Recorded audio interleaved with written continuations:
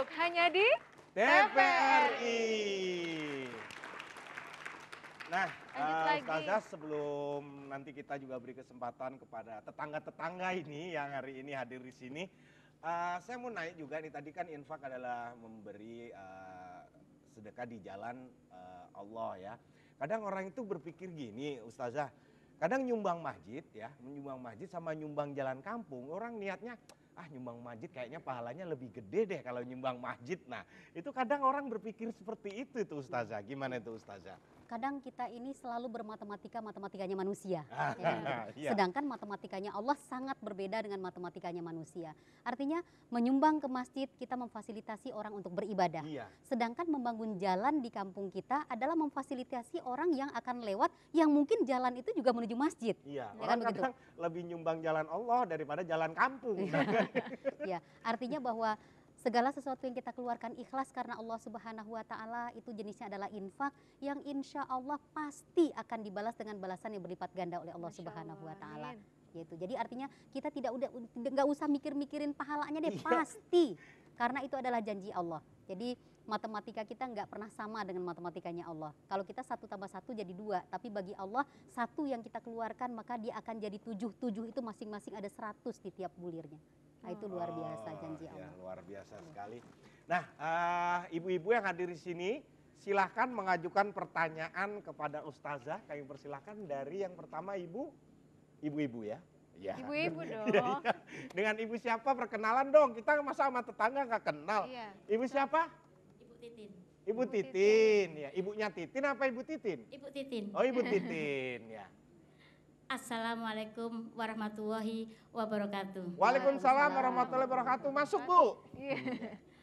Untuk perkenalkan kalinya, saya Bu Titin dari Mampang, Ustazah. Iya, udah dengar. Saya ingin bertanya sama Ustazah, apa hukumnya bersedekah tetapi selalu diungkit-ungkit? Saya mohon penjelasan dari Ustazah. Sekian dan terima kasih. Wassalamualaikum warahmatullahi wabarakatuh. Waalaikumsalam warahmatullahi wabarakatuh. Terima kasih Seperti nih yang pertanyaan tadi saya sudah kita tadi. bahas. Iya betul. Ya, Iya. sedekah diungkit-ungkit Iya. gitu. Jadi Bu Titin, bahwa tadi dalam Al-Quran, dalam surat Al-Baqarah, Allah Subhanahu wa Ta'ala telah mengatakan, ya ayyuhalladzina amanu la tubtilu sadaqatikum bil manna wal adha. Nah, jadi hai orang-orang yang beriman, janganlah kamu batalkan. Jadi janganlah kamu hilangkan, janganlah kamu jadikan tiada sedekah kamu itu karena dengan mengungkit-ungkit dan menyakiti hati orang yang memberi. Artinya kalau sedekah kita kemudian diiringi dengan mengungkit-ungkitnya, batal. Artinya enggak ada artinya sedekahnya. Itu jelas disebutkan Allah dalam Al-Quran. Yang begitu. Jadi mengungkit-ungkit. Jadi kadang-kadang orang mengungkit ini kan macam-macam, Bu. Ada mengungkit-ungkit karena kemudian mungkin orang yang dia beri sedekah menyakiti hatinya. Maka kemudian dia merasa, oh dulu kalau enggak saya tolong, kalau enggak saya kasih, maka dia enggak akan bisa seperti itu. Itu mengungkit. Batal. Walaupun mungkin orang itu menyakiti hatinya. Jangan takut, dia menyakiti hati ibu itu udah hubungan dia dengan Allah. Jangan sampai kemudian ibu dibuat sakit hati oleh orang tersebut, kemudian membuat sedekah ibu juga jadi batal. Sayang, kan begitu. Pasrahkan bahwa apa yang dia buat pasti akan dibalas oleh Allah Subhanahu wa Ta'ala. Dan ada juga orang yang mengungkit-ungkit karena ria, sombong. Karena dia ingin orang tahu bahwa dialah yang membantu orang itu, bahwa dia dermawan, bahwa dia yang melakukan itu karena dia uangnya berlebih, uangnya banyak dan lain sebagainya. Nah, perumpamaan orang yang mengeluarkan harta bersedekah dengan cara ria juga disebutkan dalam Al-Quran bahwa orang yang mengeluarkan sedekah karena ria atau membanggakan dirinya atau karena sombong diibaratkan dalam Al-Quran seperti batu yang licin. Ibu bayangkan ya, batu licin, licin nih batu. Kalimantan, tahu Ya. nggak? Batu licin. Itu Batunya daerah. licin ya, Ya, batunya batu licin. licin. Kemudian di atasnya ada debu. Kemudian datang hujan lebat. Ibu bayangkan, batu yang licin aja debu belum tentu nempel. Kemudian datang lagi hujan yang lebat membasahi, hilang sama sekali. Begitulah ibaratnya orang yang bersedekah yang ria atau sombong.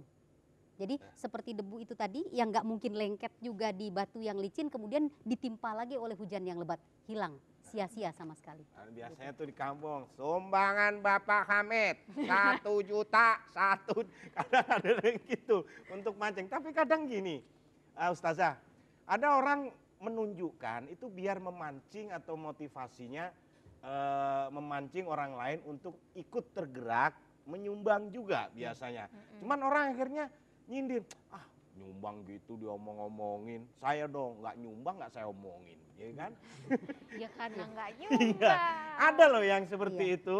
Sebetulnya Allah Subhanahu wa taala membolehkan apapun bentuk sedekah kita baik sir wa alaniyah. Jadi mau disembunyikan ataupun mau kita syiarkan, asal yang dijaga ikhlasnya. Nah, yang kita takutkan kan kadang-kadang kalau kita diam-diam kita pasti insya Allah mudah-mudahan ikhlas. Tapi kalau sudah diumum-umumkan, sudah diucap-ucapkan, takutnya ikhlas kita ini goyang, kan begitu. Sebab dia kalau sudah tidak ikhlas saja jadi hilang pahalanya.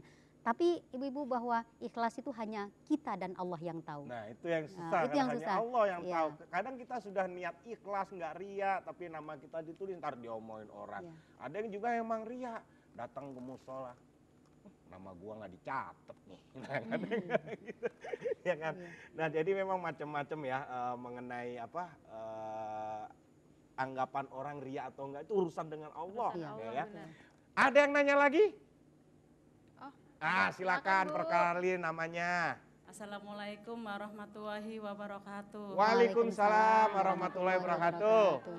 Perkenalkan nama saya Butini dari Pondok Gede. Ya. Mau bertanya, ada satu cerita kisah Nabi Muhammad SAW. Ya. Nabi Muhammad pernah menolak pemberian sedekah dari orang kaya karena Nabi merasa tidak layak mendapatkan sedekah. Lalu siapakah orangnya yang layak mendapatkan sedekah itu? Tolong penjelasannya Bu Ustazah, terima kasih. Assalamualaikum warahmatullahi Berkaitan wabarakatuh. dengan kisah Iya. Rasulullah. Iya, memang Rasulullah dan keluarganya tidak menerima sedekah ataupun zakat dari orang lain gitu. Tadi sedekah kita itu Rasulullah lebih memotivasi kita untuk memberikan kepada orang-orang yang membutuhkan atau fakir, miskin dan lain Tidak sebagainya. berhak berarti, tidak berhak. Rasulullah tidak menerima, tidak tidak menerima zakat, menerima. tidak menerima, Oh, tidak iya. menerima zakat gitu dan sedekah dari orang lain begitu. Tapi untuk yang lebih berhak itu kira-kira siapa? Nah, tadi?